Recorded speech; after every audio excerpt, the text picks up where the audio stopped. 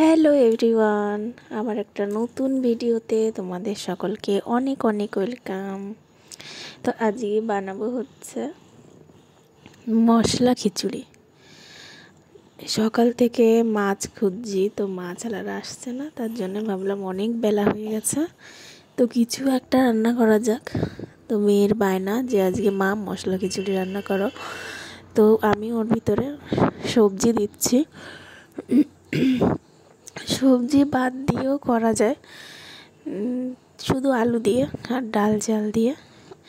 তো আমি এখানে সবজিটা ভাজতে দিয়েছি, আমি ওই আলু, কুমড়ো আর ফুলকপি দিয়েছি। তারপরে আমি ভাজতে দিয়েছি, দিয়ে এবার এদিকে আদা, রসুন আর পেঁয়াজটাকে আমি কেটে নেব। তো এখন হচ্ছে আমি আদার খোসাটাকে ছাড়িয়ে নিচ্ছি। আর এদিকে হচ্ছে আমার ঠান্ডা লেগেছে, এখন ওয়েদার চেঞ্জ হচ্ছে, যার কারণে ঠান্ডা লেগে গেছে। তো ফার্স্টে আমি আদা ছাড়িয়ে নিয়েছি, আর এখন আমি পেঁয়াজটাকে ছাড়িয়ে নিচ্ছি। পেঁয়াজটা খুবই বড় ছিল আর ভালোও ছিল। আর এখন হচ্ছে এই যে রসুন, প্রথমে ভেবেছিলাম 2টো রসুন দেবো, কিন্তু তারপরে দেখলাম যে একটা রসুন দিলেই হবে, কারণ খুব একটা বেশি রান্না করছি না, একদম অল্প রান্না করছি, তার জন্য। তো রসুনটা দেখছি খুবই ভালো, রসুনের কোয়াগুলো দেখো কত বড় বড়। আর এখন রান্না মানেই তাড়াহুড়ো, কত তাড়াতাড়ি করতে পারবো, কারণ হচ্ছে মেয়ে ঘুমাচ্ছিল আর সেই ফাঁকে এসে আমি যে রান্নাটা করছি। তো এখন কটা বাজে, ওই 10টা, 10:30 মতো বাজে। তো এখন রান্না করতে এসেছি, কারণ সকাল ওর শরীর খারাপ আছে কিছুদিন ধরে, আর সকাল থেকে বড় মেয়েকে পড়াতে এসেছিলো, আর আমি ওকে নিয়ে ঘুরছিলাম গাড়িতে করে, আর এখনও ঘুমিয়েছে, তাই জন্য আমি রান্না করতে এসেছি। তো এই দেখো ভাজতে দিয়েছি, এখনও লবণ হলুদ কিছুই দিইনি, এক্ষুনি দেব। এই যে হলুদ দিয়ে দিচ্ছি। হলুদ দিলে কী হবে বলো তো, ভাজাটা তাড়াতাড়ি হয়ে যায়।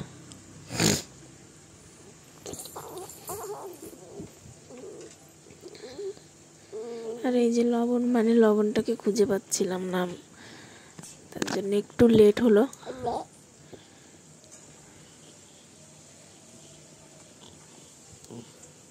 আর এখন আমি লবণ আর হলুদ দিয়ে ভালো করে মিশিয়ে নিচ্ছি।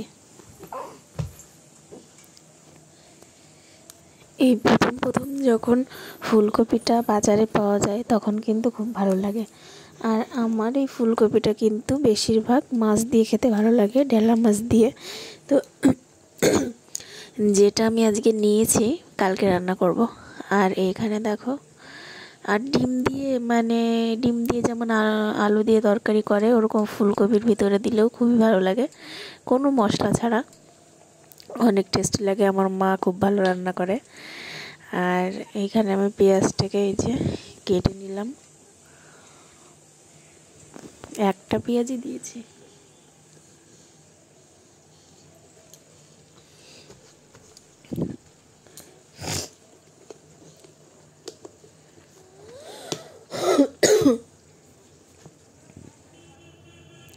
তারপরে আমার দেখো ভাজা হয়ে গেছে, আর এখানে আমি তেল দিয়ে দিয়েছি। আজকে রান্নাটা সম্পূর্ণ সাদা তেলে করছি, সর্ষের তেল আছে কিন্তু সর্ষের তেল নামানো নেই, তার জন্য সাদা তেল দিচ্ছি। তো ফার্স্টে আমি 5 ফোড়ন দিয়েছি, এটা দিয়ে একটু নেড়ে নেব।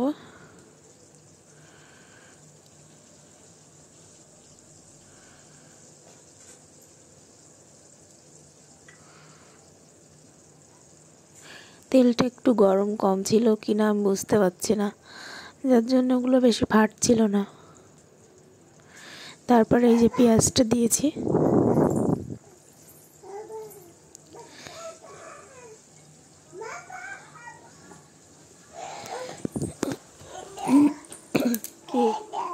কি মা?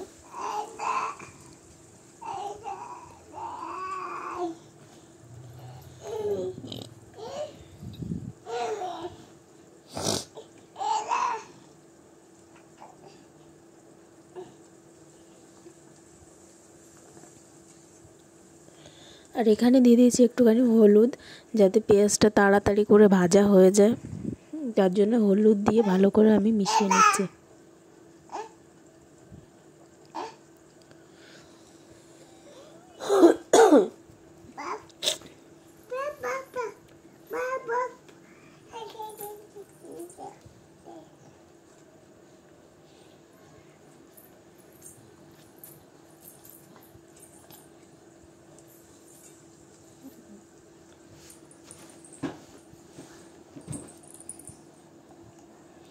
এইবার আমি যে আদা রসুন তারপরে লঙ্কা জিরে দিয়েছিলাম ওটার পেস্টটাই এখন দিয়ে দিলাম, দিয়ে ভালো করে নেড়ে নিচ্ছি।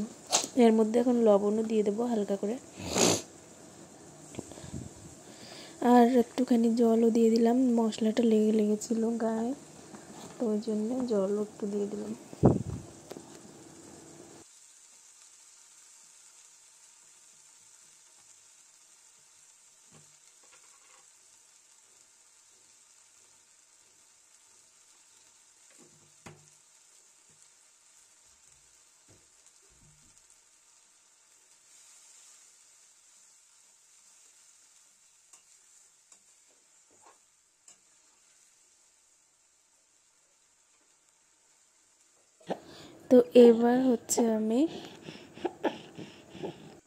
তো এবার হচ্ছে আমি এই যে চাল আর ডালটা দিয়ে দেব। মশলাটা মানে আমার ভাজা হয়ে গেছে।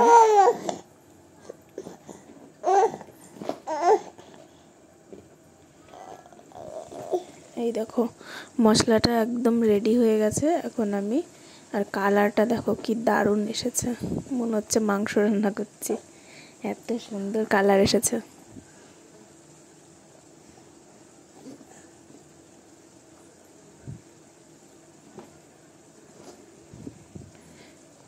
তো কড়াইটা অনেকটা ঘুরে গেছিলো বলে আমি আবার সোজা করে দিলাম।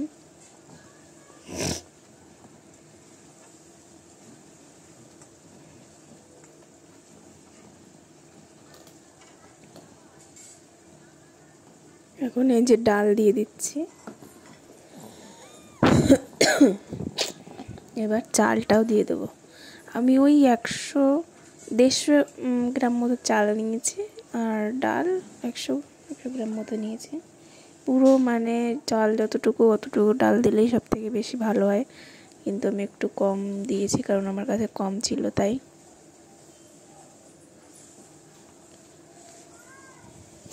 এখন আমি ভালো করে মিশিয়ে নিচ্ছি।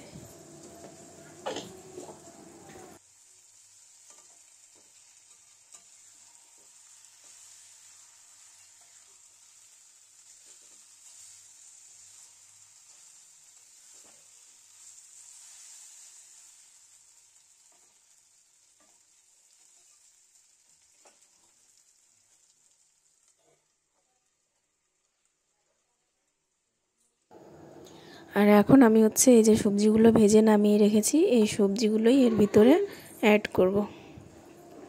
তো দেখো স্মেলটা কিন্তু দারুণ এসেছিল।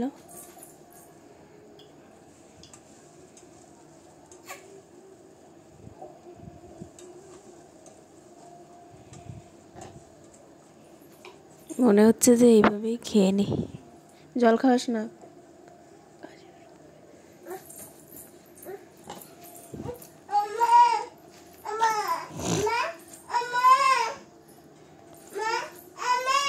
আর এখন আমি প্রেসার কুকারের মধ্যে দিয়ে দিয়েছি, দিয়ে হচ্ছে তোমার জলও দিয়ে দিয়েছি। ওই 2-3টে সিটি দেবো, তারপরেই নামিয়ে নিলেই পুরো রেডি হয়ে যাবে।